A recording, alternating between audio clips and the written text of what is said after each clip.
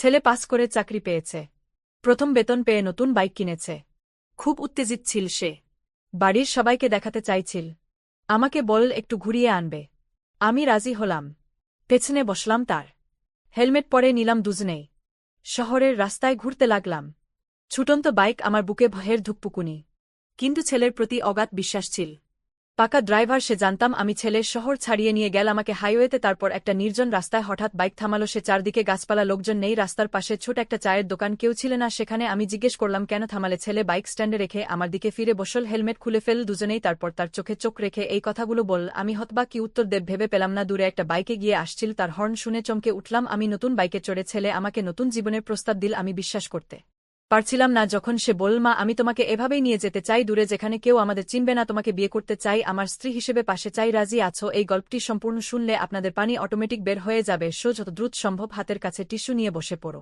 বিছানার চাদর যেন নষ্ট না হয় সেটা সম্পূর্ণ খেয়াল রাখার অনুরোধ জানিয়ে গল্পটি এখন শুরু করব। তার আগে সর্বশেষ অনুরোধ, দয়া করে এমন পানি বের করার গল্প নিয়মিত শুনতে আমাদের চ্যানেলটি সকলেই সাবস্ক্রাইব করুন। বাইকটা থামানোর পর ছেলেটা কিছুক্ষণ চুপ করে দাঁড়িয়ে রইল। চারপাশে নির্জনতা, দূরে গাছের পাতায় হালকা বাতাসের শব্দ। আমি অবাক হয়ে তার দিকে তাকিয়ে আছি। এত দূরে এনে কেন থামালো, মনে হাজার প্রশ্ন। সে ধীরে ধীরে আমার সামনে এসে দাঁড়াল, হেলমেটটা হাতে নিয়ে নিচের দিকে তাকিয়ে কিছুক্ষণ চুপ করে রইল। তারপর মাথা তুলে আমার চোখের দিকে তাকাল। মা, তার গলা কাঁপছিল। আমি একটু হেসে বললাম, কি হলো, এত সিরিয়াস কেন? সে গভীর শ্বাস নিল। মা, আজ আমি তোমাকে একটা কথা বলতে চেয়েছি অনেক দিন ধরে, কিন্তু কখনো সাহস পাইনি। আমার বুকটা হালকা কেঁপে উঠল। কি কথা? সে চারদিকে তাকাল, যেন নিশ্চিত হতে চাইছে কেউ শুনছে না। তারপর ধীরে ধীরে বলল, মা আমি আজ যে জায়গায় দাঁড়িয়ে আছি, এই চাকরি, এই বাইক, সবকিছুই তোমার জন্য। তুমি যদি এত কষ্ট না করতে, এত ত্যাগ না করতে, আমি কিছুই হতে পারতাম না। তার চোখে পানি চিকচিক করছে। আমি অবাক হয়ে তাকিয়ে রইলাম। এমনভাবে সে আগে কখনো কথা বলেনি। সে আবার বলল, আমি ছোটবেলা থেকে দেখেছি তুমি কিভাবে নিজের স্বপ্নগুলো চাপা দিয়ে আমাকে বড় করেছ। নিজের জন্য কিছু কিনোনি, কিন্তু আমার জন্য সবসময় নতুন নতুন জামা এনে দিয়েছ। আমার গলা শুকিয়ে গেল। এতদিনের জমে থাকা স্মৃতিগুলো একসাথে ভিড় করে আসতে লাগল। ছেলেটা এবার এক পা এগিয়ে এসে আমার হাত ধরল। মা, আমি আজ তোমাকে একটা প্রতিশ্রুতি দিতে চাই। আমি ধীরে বললাম, কি প্রতিশ্রুতি? সে বলল, আজ থেকে তুমি আর কষ্ট পাবে না। আমি চাই তোমাকে একটা নতুন জীবন দিতে, যেখানে তুমি শুধু হাসবে, ঘুরবে, নিজের মতো করে বাঁচবে। আমার চোখ ভিজে উঠল। একদিন পরে মনে হলো আমার ছোট্ট ছেলেটা সত্যিই বড় হয়ে গেছে। সে হালকা হেসে বলল, চলো আজকে আমরা শুধু মা ছেলে না, দুইজন বন্ধু হয়ে একটু ঘুরি। আজকের দিনটা শুধু তোমার জন্য। আমি হেসে ফেললাম। বুকের ভেতর জমে থাকা ভয়, দুশ্চিন্তা সব যেন এক মুহূর্তে উড়ে গেল। দূরে সেই চায়ের দোকানটা এখনও ফাঁকা পড়ে আছে। ছেলেটা বলল, চলো ওখানে বসে চা খাই। আমরা দুজন গিয়ে বেঞ্চে বসলাম। দোকানদার একটু পরে এসে চা বানিয়ে দিল। ধোয়া ওঠা চায়ের কাপ হাতে নিয়ে আমি ছেলের দিকে তাকালাম। এই প্রথম মনে হলো সে আর ছোট নেই, সে এখন আমার ভরসা। চা খেতে খেতে সে তার অফিসের গল্প বলতে লাগল, কিভাবে প্রথম দিন ভুল করেছিল, কিভাবে বস তাকে বকা দিয়েছিল, আবার কিভাবে নিজেকে প্রমাণ করেছে। আমি মুগ্ধ হয়ে শুনছিলাম। হঠাৎ সে বলল, মা একটা স্বপ্ন আছে আমার। আমি জিজ্ঞেস করলাম, কি স্বপ্ন? সে বলল, একদিন একটা বড় বাড়ি কিনব। তোমার জন্য আলাদা একটা সুন্দর ঘর থাকবে। তুমি সকালে উঠে বাগানে হাঁটবে, নিজের গাছপালা দেখবে। আর আমি অফিস থেকে ফিরে তোমার সাথে বসে চা খাব। আমার চোখ দিয়ে পানি গড়িয়ে পড়ল। আমি বললাম, আমি তো এখনই সুখে আছি রে বাবা। সে মাথা নেড়ে বলল, না মা, তুমি শুধু মানিয়ে নিয়েছ। আমি চাই তুমি সত্যিকারের সুখ পাও। কথাগুলো শুনে মনে হলো বুকের ভেতর কেউ আলতো করে হাত বুলিয়ে দিল। সূর্যটা তখন ধীরে ধীরে পশ্চিমে ঢলে পড়ছে। আকাশে লালচে আলো ছড়িয়ে গেছে। ছেলেটা আবার বাইকের দিকে এগিয়ে গেল। চলো মা, এবার বাড়ি যাই। আমি আবার পেছনে বসলাম। এবার আর ভয় লাগছিল না, বরং মনে হচ্ছিল আমি নিরাপদ। বাইকটা ধীরে ধীরে এগোতে লাগল। বাতাসে আমার শাড়ির আঁচল উড়ছে। আমি ছেলের কাঁধে হাত রাখলাম। এই পথটা শুধু রাস্তা না, এটা আমাদের জীবনের নতুন শুরু। আমি মনে মনে ভাবলাম, আজকের এই দিনটা আমি কোনোদিন ভুলব না। আমার ছেলেটা আজ সত্যিই বড় হয়ে গেছে। বাইকটা শহরের ভেতরে ঢুকতেই চারপাশের কোলাহল আবার ফিরে এলো। হর্ন, মানুষের ভিড়, দোকানের আলো, সবকিছু যেন আগের মতোই, কিন্তু আমার ভেতরে কিছু একটা বদলে গেছে। আমি ছেলের কাঁধে হাত রেখে বসে আছি। আগের মতো ভয় নেই, বরং এক ধরনের নিশ্চিন্ত অনুভূতি। মনে হচ্ছিল জীবন যতই কঠিন হোক, পাশে এই ছেলেটা থাকলে সব ঠিক হয়ে যাবে। বাড়ির সামনে এসে বাইক থামালো সে। আমি নামতেই সে হাসিমুখে বলল, কেমন লাগলো মা আমার বাইক? আমি হেসে বললাম, বাইকটা ভালো, কিন্তু তার থেকেও ভালো চালকটা। সে একটু লজ্জা পেয়ে মাথা চুলকালো। ছোটবেলার সেই চেনা লজ্জাটা এখনও যায়নি। বাড়ির দরজা খুলতেই ভেতর থেকে আলো বেরিয়ে এলো। ঘরটা খুব বড় না, কিন্তু অনেক স্মৃতি জড়িয়ে আছে এখানে। আমি ভেতরে ঢুকতেই সে বল, মা, আজ রান্না করতে হবে না। আমি অবাক হয়ে বললাম, কেন? সে ব্যাগ থেকে একটা প্যাকেট বের করল। তোমার পছন্দের খাবার এনেছি। আমি অবাক হয়ে তাকিয়ে রইলাম। কখন কিনলি? সে হাসল, তুমি যখন বাইক নিয়ে ঘুরে চারপাশ দেখছিলে তখনই প্ল্যান করছিলাম। আমি প্যাকেট খুলে দেখি আমার প্রিয় খাবারগুলো। মনে হলো এই ছোট ছোট জিনিসগুলোই আসলে সবচেয়ে বড় সুখ। খেতে বসে সে বারবার আমার দিকে তাকাচ্ছিল। আমি বললাম, এভাবে তাকিয়ে আছিস কেন? সে হেসে বল, মা, তোমাকে খুশি দেখলে আমার ভালো লাগে। আমার গলা আবার ভারী হয়ে এলো। আমি অন্যদিকে তাকালাম যাতে সে না দেখে। খাওয়া শেষ করে আমি থালাবাসন ধুতে যাচ্ছিলাম, সে তাড়াতাড়ি এসে বল, না মা, আজকে তুমি কিছুই করবে না। আজ সব আমি করব। আমি বললাম, এইসব করতে করতে তো তোর অভ্যাস নেই, ভেঙে ফেলবি। সে হেসে বল, শিখে যাব। আমি চুপ করে দাঁড়িয়ে রইলাম। তাকে কাজ করতে দেখছিলাম। ছোটবেলায় এই ছেলেটাই আমার আঁচল ধরে ঘুরত, আজ সে আমার দায়িত্ব নিতে চাইছে। রাত বাড়তে লাগল। আমি নিজের ঘরে গিয়ে শুয়ে পড়লাম, কিন্তু ঘুম আসছিল না। ছেলের কথাগুলো বারবার মাথায় ঘুরছে, তোমাকে নতুন জীবন দিতে চাই। আমি জানালার পাশে গিয়ে দাঁড়ালাম। বাইরে হালকা বাতাস বইছে। দূরের আলো ঝাপসা লাগছে চোখে পানি জমে থাকার কারণে। আমি ভাবছিলাম জীবনটা কত দ্রুত বদলে যায়। একসময় আমি তাকে কোলে করে ঘুম পাড়াতাম, আজ সে আমাকে স্বপ্ন দেখাচ্ছে।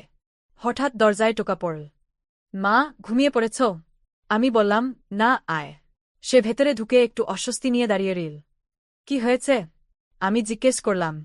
সে বল, মা, একটা কথা বলবো? আমি মাথা নেড়ে বললাম, বল। সে একটু ইতস্তত করে বল, আমি ভাবছিলাম, যদি আমরা মাঝে মাঝে বাইরে যাই, ঘুরতে, নতুন জায়গা দেখতে। তুমি তো কখনো নিজের জন্য কিছু করো না। আমি হালকা হেসে বললাম, এই বয়সে এসব মানায়? সে সঙ্গে সঙ্গে বল, বয়সের সাথে খুশির কি সম্পর্ক? আমি কিছুক্ষণ চুপ করে রইলাম। সত্যিই তো, আমি কবে শেষবার নিজের জন্য কিছু করেছি? সে আবার বল, মা, আমি চাই তুমি আবার নতুন করে বাঁচো। এই কথাটা যেন আমার হৃদয়ের গভীরে গিয়ে লাগল। আমি ধীরে বললাম, ঠিক আছে, তুই যেখানে নিয়ে যাবি আমি যাব। তার মুখে এমন একটা হাসি ফুটে উঠল যেটা আমি অনেকদিন দেখিনি। সত্যি মা? হ্যাঁ। সে খুশিতে প্রায় লাফিয়ে উঠল। তাহলে আমরা খুব শিগগিরই কোথাও যাব। আমি হেসে বললাম, ঠিক আছে, এখন ঘুমাতে যা। সে দরজার দিকে এগিয়ে গেল, তারপর হঠাৎ ফিরে এসে বল, মা, ধন্যবাদ। আমি অবাক হয়ে বললাম, কিসের জন্য? সে বল, আমাকে এত বড় করার জন্য। আমি কিছু বলতে পারলাম না। শুধু তাকিয়ে রইলাম। সে বেরিয়ে গেল। ঘরটা আবার নীরব হয়ে গেল, কিন্তু আমার ভেতরটা ভরে গেল অদ্ভুত এক শান্তিতে। বিছানায় শুয়ে আমি চোখ বন্ধ করলাম। আজকের দিনটা শুধু একটা বাইক রাইড ছিল না, এটা ছিল আমাদের সম্পর্কের নতুন শুরু। পরদিন সকালে ঘুম ভাঙতেই আমি একটু অবাক হলাম। সাধারণত আমি সবার আগে উঠি, কিন্তু আজ ঘরের বাইরে হালকা শব্দ শুনে মনে হলো কেউ আগে থেকেই জেগে আছে। আমি উঠে দরজা খুলে বাইরে এলাম। রান্নাঘরের দিকে তাকিয়ে দেখি আমার ছেলে। সে দাঁড়িয়ে চা বানানোর চেষ্টা করছে। চুলার সামনে একটু অদ্ভুতভাবে দাঁড়িয়ে আছে, যেন কি করবে ঠিক বুঝতে পারছে না। আমি হেসে ফেললাম। কি করছিস? সে চমকে ঘুরে তাকালো। ওমা, তুমি উঠে গেছ? আমি বললাম, এত সকালে উঠেছিস কেন? সে একটু গম্ভীর হয়ে বল, আজ থেকে তুমি আর একা একা সব কাজ করবে না। আমি আছি না? তার কথায় আবার সেই একই অনুভূতি, গর্ব আর মায়া একসাথে। আমি এগিয়ে গিয়ে বললাম, ঠিক আছে, কিন্তু চা বানানোটা আগে শিখে নে। সে হেসে বল, তুমি বসো, আমি বানিয়ে দিচ্ছি। আমি চুপচাপ বসে দেখছিলাম। কয়েকবার চিনি বেশি দিয়ে ফেল, আবার ঠিক করল। শেষে যখন চা তৈরি হল, সে খুব আত্মবিশ্বাস নিয়ে আমার সামনে কাপটা রাখল। খেয়ে বলো কেমন হয়েছে। আমি চা খেয়ে একটু ভেবে বললাম, খারাপ না। সে সাথে সাথে বল, মানে ভালো হয়নি? আমি হেসে বললাম, অনেক ভালো হয়েছে। তার মুখে তৃপ্তির হাসি ফুটে উঠল। চা খেতে খেতে সে বল, মা, আজ আমার ছুটি। আমি অবাক হলাম। হঠাৎ ছুটি? সে বল, হ্যাঁ, বসকে আগে থেকেই বলেছিলাম। আজ পুরো দিনটা তোমার সাথে কাটাবো। আমি কিছুক্ষণ চুপ করে রইলাম। এমন দিন আমার জীবনে কবে এসেছিল মনে পড়ছে না। কোথায় যাবি? আমি জিজ্ঞেস করলাম। সে বলল, আজ তোমাকে একটা জায়গায় নিয়ে যাব। খুব বেশি দূরে না, কিন্তু খুব সুন্দর। আমি আর কিছু জিজ্ঞেস করলাম না। শুধু মাথা নেড়ে রাজি হলাম। কিছুক্ষণের মধ্যেই আমরা প্রস্তুত হয়ে নিলাম। আমি একটা হালকা রঙের শাড়ি পরলাম। অনেকদিন পর নিজের জন্য একটু সময় নিয়ে সাজলাম। ছেলে আমাকে দেখে বল, মা, তোমাকে আজ খুব সুন্দর লাগছে। আমি হেসে বললাম, তুই না একদম ছোটবেলার মতো কথা বলিস। সে বলল, তুমি তো সবসময়ই সুন্দর। আমি আর কিছু বললাম না, শুধু মনে মনে হাসলাম। আমরা আবার বাইকে উঠলাম। আজকের রাস্তাটা অন্যরকম লাগছিল। হয়তো গতকালের পর থেকে আমার দৃষ্টিটাই বদলে গেছে। শহরের ভিড় পেরিয়ে আমরা একটু খোলা জায়গার দিকে এগোলাম। চারপাশে সবুজ, হালকা বাতাস, মনে হচ্ছিল শহরের সব ক্লান্তি ধুয়ে যাচ্ছে। কিছুক্ষণ পর সে বাইক থামালো একটা লেকের পাশে। আমি নামতেই অবাক হয়ে গেলাম। জায়গাটা সত্যিই খুব সুন্দর। শান্ত পানি, চারপাশে গাছ, হালকা বাতাসে পানির ঢেউ, সবকিছু মিলিয়ে একদম অন্য জগৎ। আমি বললাম, এত সুন্দর জায়গা, আগে কখনো আসিনি। সে বলল, আমি নিজেও কয়েকদিন আগে খুঁজে পেয়েছি। ভাবলাম তোমাকে নিয়ে আসব। আমরা লেকের পাশে একটা বেঞ্চে গিয়ে বসলাম। কিছুক্ষণ কেউ কিছু বললাম না, শুধু নীরবতা আর প্রকৃতির শব্দ। হঠাৎ সে বল, মা, তুমি কি কখনো ভেবেছ যদি তোমার জীবনটা অন্যরকম হতো? আমি একটু চমকে গেলাম। মানে? সে বল, যদি তোমার এত কষ্ট না হতো, যদি তুমি নিজের স্বপ্নগুলো পূরণ করতে পারতে। আমি দীর্ঘশ্বাস ফেললাম। সবাই তো নিজের মতো জীবন পায় না রে বাবা। কিছু মানুষকে অন্যদের জন্য বাঁচতে হয়। সে আমার দিকে তাকিয়ে বল, কিন্তু এখন তো সময় আছে। আমি একটু হেসে বললাম, এই বয়সে নতুন করে কি শুরু করব? সে বল, যা করতে ইচ্ছে করে, ছোট হলেও। যেমন তুমি তো ছোটবেলায় গান গাইতে। আমি অবাক হয়ে তাকালাম। তুই জানিস? সে হেসে বল, তোমার পুরনো ডায়েরি পেয়েছিলাম একদিন। আমার মনে পড়ল অনেক বছর আগে আমি সত্যিই গান শিখতাম। তারপর সংসারের চাপে সব ছেড়ে দিয়েছিলাম। সে বল, মা, তুমি আবার শুরু করো না কেন? আমি কিছু বললাম না, শুধু লেকের পানির দিকে তাকিয়ে রইলাম। মনের ভেতর যেন অনেক পুরনো দরজা খুলে যাচ্ছে। সে আবার বল, আমি আছি তোমার পাশে। এই কথাটা শুনে মনে হলো হয়তো সত্যিই আবার শুরু করা যায়। আমরা কিছুক্ষণ চুপচাপ বসে থাকলাম। তারপর সে বল, চলো একটু হাঁটি। আমরা লেকের পাশে হাঁটতে লাগলাম। বাতাসে শাড়ির আঁচল উড়ছে আর আমার মনে হচ্ছে আমি আবার একটু একটু করে বাঁচতে শিখছি। আজকের দিনটা শুধু ঘোরাঘুরি না, এটা ছিল নিজের হারিয়ে যাওয়া একটা অংশকে ফিরে পাওয়ার শুরু। আমি ছেলের দিকে তাকালাম। সে সামনে হাঁটছে, কিন্তু মাঝে মধ্যে ফিরে তাকাচ্ছে আমি আছি কিনা দেখার জন্য। আমি হেসে ফেললাম। হ্যাঁ, আমি আছি। লেকের পাশ দিয়ে হাঁটতে হাঁটতে কখন যে সময় চলে গেল টেরই পেলাম না। হালকা বাতাস, গাছের পাতার মর্মর শব্দ, সবকিছু যেন মনটাকে ধীরে ধীরে হালকা করে দিচ্ছিল। আমার ছেলে মাঝে মাঝে থেমে আমার দিকে তাকাচ্ছিল। ক্লান্ত লাগছে মা? আমি মাথা নাড়িয়ে বললাম, না রে, বরং ভালো লাগছে। সে হেসে বল, তাহলে আরও একটু সামনে যাই। আমরা একটু এগোতেই দেখি কয়েকজন ছেলেমেয়ে হাসিয়াড্ডায় মেতে আছে। তাদের দেখে আমার হঠাৎ নিজের তরুণ বয়সের কথা মনে পড়ে গেল। আমি অজান্তেই একটু থেমে গেলাম। সে খেয়াল করে বল, কি ভাবছ? আমি ধীরে বললাম, ভাবছিলাম, জীবনটা যদি আরেকটু নিজের মতো করে কাটাতে পারতাম। সে কিছুক্ষণ চুপ করে রিল, তারপর বল, এখনও দেরি হয়নি মা। আমি তার দিকে তাকালাম। সবকিছুরই তো একটা সময় থাকে। সে মাথা নাড়িয়ে বল, সময়টা আমরা নিজেরাই বানাই। কথাটা শুনে আমি কিছু বলতে পারলাম না। শুধু মনে হলো এই ছেলেটা আমাকে প্রতিদিন নতুন করে কিছু শিখাচ্ছে। আমরা আবার হাঁটতে শুরু করলাম। হঠাৎ সে বল, মা, তুমি কি জানো আজকের দিনটা আমার জন্য কতটা গুরুত্বপূর্ণ? আমি অবাক হয়ে বললাম, কেন? সে একটু হেসে বল, কারণ আজ প্রথমবার আমি মনে করছি আমি সত্যিই কিছু করতে পারছি তোমার জন্য। আমার বুকটা ভরে উঠল। তুই তো অনেক আগেই অনেক কিছু করে ফেলেছিস। সে মাথা নাড়িয়ে বল, না মা, আমি এখনও শুরুতেই আছি। কিন্তু একটা জিনিস ঠিক করেছি, তোমার জীবনে আর কষ্ট থাকতে দেব না। আমি তার হাতটা আলতো করে চেপে ধরলাম। জীবনে কষ্ট না থাকলে মানুষ বড় হয় না রে বাবা। সে হেসে বল, ঠিক আছে, কষ্ট থাকুক, কিন্তু একা না। এই কথাটা শুনে আমার চোখ আবার ভিজে উঠল। আমরা লেকের শেষ প্রান্তে এসে দাঁড়ালাম। সেখানে একটা ছোট্ট সেতু আছে। নিচ দিয়ে পানি ধীরে ধীরে বয়ে যাচ্ছে। সে বল, চলো একটু বসি। আমরা সেতুর পাশে বসে পড়লাম। চারপাশে শান্ত পরিবেশ। দূরে কেউ একটা বাঁশি বাজাচ্ছে, সুরটা খুব মিষ্টি। আমি হঠাৎ বললাম, তুই ছোটবেলায় খুব দুষ্ট ছিলি জানিস? সে হেসে বল, আমি? কখনো না। আমি বললাম, স্কুলে যেতে চাইতিস না, প্রতিদিন নতুন অজুহাত বানাতিস। সে হেসে বল, কারণ তুমি পাশে থাকতে না। আমি চুপ করে গেলাম। সে ধীরে বল, মা, তুমি এতে কাজ করতে।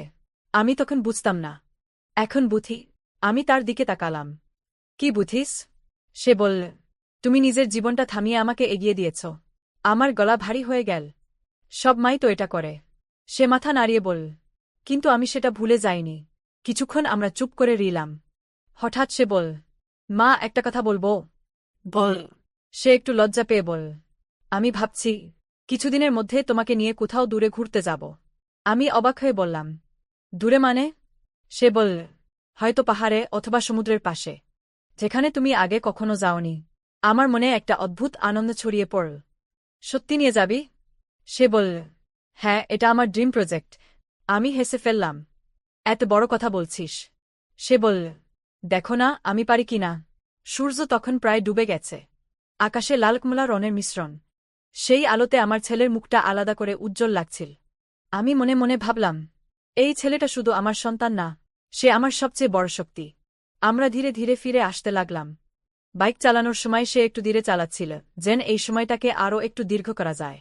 আমি পেছনে বসে আছি, মাথা হেলিয়ে দিয়েছি হালকা করে। বাতাস লাগছে আর আমার মনে হচ্ছে আমি আবার নতুন করে বাঁচতে শিখছি। বাড়ির সামনে এসে বাইক থামালো। আমি নামতেই সে বলল, মা, আজকের দিনটা কেমন লাগলো?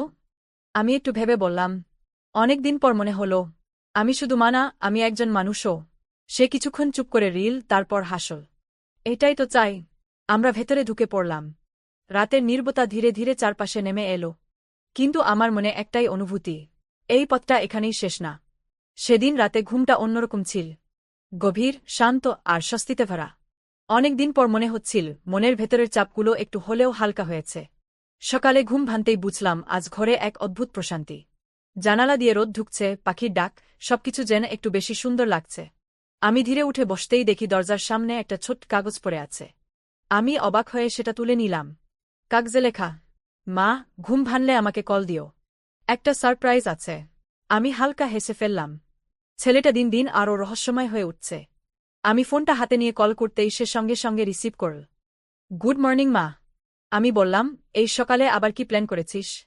সে বলল, প্রস্তুত হয়ে নিচে আসো, তারপর বলবো। আমি আর কিছু না বলে তৈরি হয়ে নিলাম। আজকে ইচ্ছা করেই একটু সময় নিয়ে সাজলাম।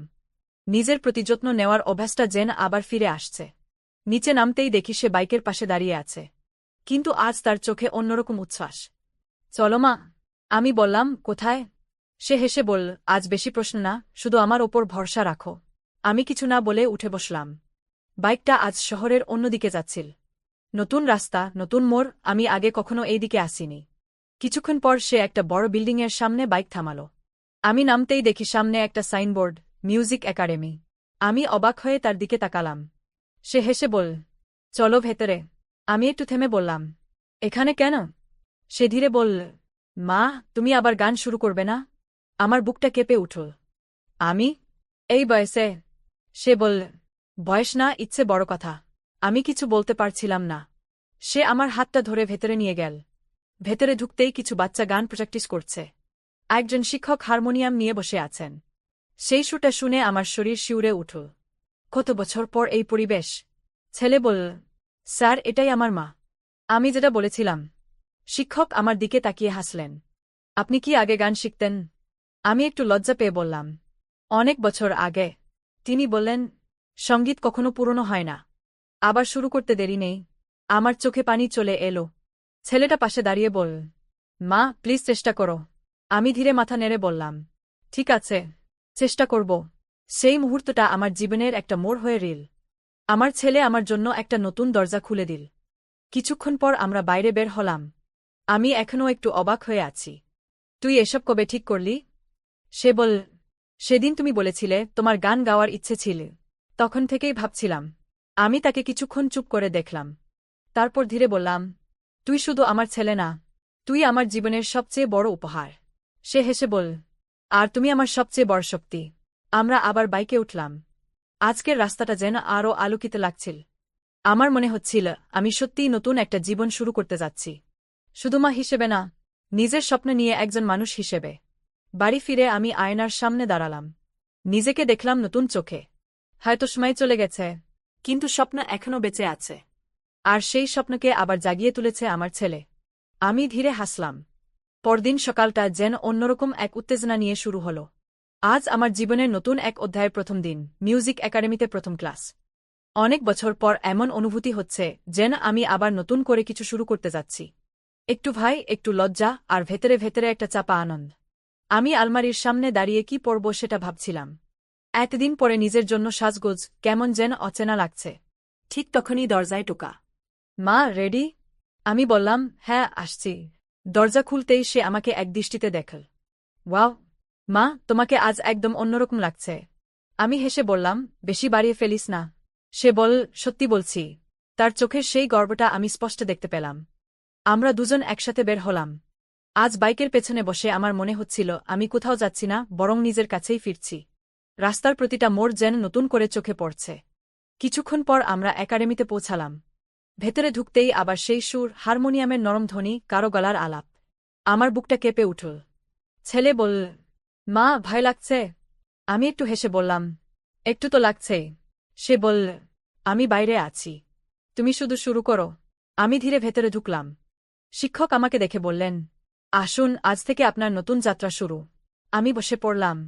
প্রথমে গলা খোলার কিছু সহজ অনুশীলন করালেন। প্রথমে একটু অস্বস্তি হচ্ছিল, কিন্তু ধীরে ধীরে আমি নিজেকে ছেড়ে দিতে শুরু করলাম। যখন প্রথম সুরটা ঠিকমতো ধরতে পারলাম, তখন মনে হলো ভেতরে কোথাও একটা আলো জ্বলে উঠেছে। ক্লাস শেষ হতে হতে আমি একদম অন্য মানুষ হয়ে গেছি। বাইরে বের হতেই ছেলে উঠে দাঁড়াল। কেমন হলো? আমি হেসে বললাম, অনেকদিন পর মনে হলো আমি আবার বেঁচে আছি। সে যেন স্বস্তির নিঃশ্বাস ফেল। আমি জানতাম তুমি পারবে। আমরা বাড়ির পথে রওনা দিলাম। ফেরার পথে সে বল, মা, তুমি কি জানো, আজ তোমাকে দেখে আমার কতটা ভালো লেগেছে? আমি বললাম, কেন?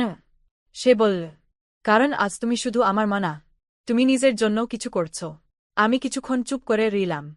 এই কথাটা আমার মনে গভীরভাবে ছাপ ফেল। বাড়ি ফিরে আমি ডায়েরি বের করলাম। বহু বছর আগে যেখানে লেখা থেমে গিয়েছিল, সেখানেই আবার লিখতে শুরু করলাম। আজ আমি আবার গান শুরু করলাম। কলমটা থামছিল না। সন্ধ্যায় আমি নিজেই হালকা গলায় সেই অনুশীলনগুলো করতে লাগলাম। ছেলে পাশের ঘর থেকে শুনে এসে দরজায় দাঁড়িয়ে রইল। মা, তুমি তো দারুণ গাইছ। আমি একটু লজ্জা পেলাম। এখনও অনেক ভুল হচ্ছে। সে বলল, ভুল থাকলে থাকুক, তুমি চেষ্টা করছ, এটাই বড় কথা। আমি বুঝতে পারলাম এই পথটা সহজ হবে না, কিন্তু আমি একা না। রাতের খাবার খেতে বসে সে বল, মা, আমি ভাবছি তুমি যদি চাও একদিন একটা ছোট প্রোগ্রামে গান গাইতে পারো। আমি চমকে উঠলাম। আমি? স্টেজে? সে বলল, হ্যাঁ, কেন না? আমি একটু হেসে বললাম, আগে ভালো করে শিখি, তারপর দেখা যাবে। সে মাথা নেড়ে বল, ডিল। রাত গভীর হল। আমি বিছানায় শুয়ে ভাবছিলাম, জীবনের এই বয়সে এসে নতুন করে স্বপ্ন দেখা কি সত্যিই সম্ভব? তারপরই মনে পড়ল, আজ আমি সেই স্বপ্নের প্রথম ধাপটা পেরিয়েছি। আমার পাশে কেউ আছে যে আমাকে বিশ্বাস করে। আমি চোখ বন্ধ করলাম। মনের ভেতর সেই সুরটা বাজছে। হয়তো এই সুরই আমাকে আবার আমার নিজের কাছে ফিরিয়ে নিয়ে যাবে। দিনগুলো ধীরে ধীরে বদলাতে শুরু করল। আগের মতো শুধু রান্না, ঘরকন্না আর নীরব জীবন নয়, এখন প্রতিটা দিনের একটা আলাদা মানে আছে। সকালে উঠে আমি প্রথমেই কিছুক্ষণ রেওয়াজ করি। প্রথমদিকে গলা কাঁপত, সুর ঠিক থাকত না, কিন্তু এখন একটু একটু করে আত্মবিশ্বাস বাড়ছে। ছেলে প্রতিদিন অফিসে যাওয়ার আগে দরজার কাছে দাঁড়িয়ে শোনে, মা, আজ তো আগের থেকে অনেক ভালো। আমি হেসে বলি, তুই না থাকলে হয়তো এতদূর আশাই হতো না। সে বলে, আমি শুধু পাশে আছি, বাকিটা তুমি নিজে করছ। এই ছোট ছোট কথাগুলোই আমাকে এগিয়ে যেতে সাহস দেয়। একদিন বিকেলে ক্লাস থেকে ফেরার পর শিক্ষক আমাকে আলাদা করে ডাকলেন। শুনুন, আপনার গলায় একটা আলাদা মাধুর্য আছে। যদি নিয়মিত অনুশীলন করেন, আপনি অনেক দূর যেতে পারবেন। আমি অবাক হয়ে বললাম, আমি কি সত্যিই পারব? তিনি হেসে বললেন, চেষ্টা করলে কেন পারবেন না? এই কথাগুলো আমার ভেতরে একটা নতুন আগুন জ্বালিয়ে দিল। সেদিন বাড়ি ফিরে আমি ছেলেকে সব বললাম। সে শুনে খুশিতে প্রায় লাফিয়ে উঠল। দেখেছ, আমি বলেছিলাম না? আমি হেসে বললাম, এখনও অনেক পথ বাকি। সে বলল, আমরা একসাথে যাব সেই পথ। আমরা, এই শব্দটা শুনে আমার বুকটা ভরে গেল। সেদিন রাতেই সে একটা নতুন খাতা এনে দিল। এটা তোমার গান লেখার খাতা। আমি অবাক হয়ে বললাম, আমি আবার গান লিখব? সে বলল, কেন না? তোমার ভেতরে এত কিছু আছে, সব বের করে আনো। আমি খাতাটা হাতে নিয়ে অনেকক্ষণ চুপ করে বসে থাকলাম। তারপর ধীরে ধীরে লিখতে শুরু করলাম। জীবনের পথে হারিয়ে গিয়েছিলাম, আজ আবার নিজেকে খুঁজে পেলাম। কলম থামছিল না। দিনের পর দিন আমি লিখতে থাকলাম, গাইতে থাকলাম। একদিন সন্ধ্যায় ছেলের অফিস থেকে ফিরতে একটু দেরি হল। আমি বারান্দায় দাঁড়িয়ে অপেক্ষা করছিলাম। সে আসতেই আমি বললাম, আজ একটু দেরি হল? সে ক্লান্ত হাসি দিয়ে বল, হ্যাঁ, কাজ ছিল একটু বেশি। আমি বুঝতে পারছিলাম সে নিজের দায়িত্ব সামলাচ্ছে, আবার আমার জন্য এত কিছু করছে। আমি বললাম, তুই এত কষ্ট করিস না রে। সে বল, এই কষ্টটাই তো আমার ভালো লাগে। আমি আর কিছু বললাম না। সেদিন রাতের খাবার খেতে খেতে সে হঠাৎ বল, মা, একটা খবর আছে। আমি জিজ্ঞেস করলাম, কি খবর? সে একটু নাটকীয়ভাবে বল, আগামী মাসে আমাদের একাডেমিতে একটা ছোট সাংস্কৃতিক অনুষ্ঠান হবে। আমি চুপ করে তার দিকে তাকালাম। সে বলল, আর স্যার বলেছেন তুমি চাইলে সেখানে পারফর্ম করতে পারো।